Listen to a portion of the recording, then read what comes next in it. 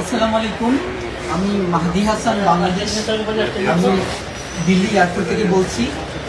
আমার সাথে যেসব ঘটনা হয়েছে এটা আমি বাংলাদেশে এসে প্রেস কনফারেন্স করে হয়তো আমাকে বলতে হবে, বাট আমি জানি না। আমার সাথে অনেকগুলো অকারেন্স হয়েছে এখানে। আমাকে প্রায় 40 মিনিটের মতো আমাকে পুলিশ কাস্টডিতে আটকে রাখা হয়েছিল। আমাকে খুবই বাজে আমার সাথে অ্যাপ্রোচ করা হয়েছে এবং তারা আমাকে জেলে দিতে চেয়েছিল। আই ডোন্ট নো আমি কী করেছি। এবং আমি বারবার বলেছিলাম যে if I do any kind of illegal work, আমার দেশের সাথে কন্ট্যাক্ট করেন, এম্বাসির সাথে কথা বলেন, আমার কান্ট্রি গভর্নমেন্টের সাথে কথা বলেন, বাট কেউ কিচ্ছু শোনে নাই। তারা আমার সাথে খুবই বাজে আচরণ করেছে।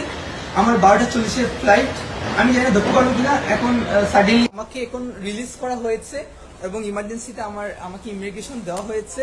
আমার 12:40 ফ্লাইট। আমি বাংলাদেশের মানুষকে বলবো যারা আমার জন্য টেনশন করেছেন, থ্যাংক ইউ এভরিওয়ান। এবং আমি এখন সেই পাচ্ছি এবং তাদের সাথে কথা বলেছি এবং এখন তারা আমাকে অ্যাপ্রোচ করতেছেন যে তারা নাকি ভুল মানুষকে ধরেছেন, বাট তারা আমাকে এত বাজে অ্যাপ্রোচ করেছে। Even one of the police, they were abusing me physically, touching me. So এগুলো আমি বাংলাদেশে এসে বলবো একজন ইন্টারন্যাশনাল প্যাসেঞ্জার কীভাবে করা উচিত কিনা।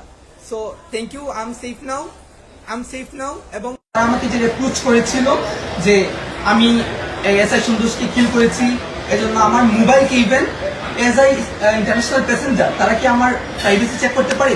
তারা ফোর্স করে তারা আমার ফোনকে আনলক করে আমার ফোন তারা চেক করেছে।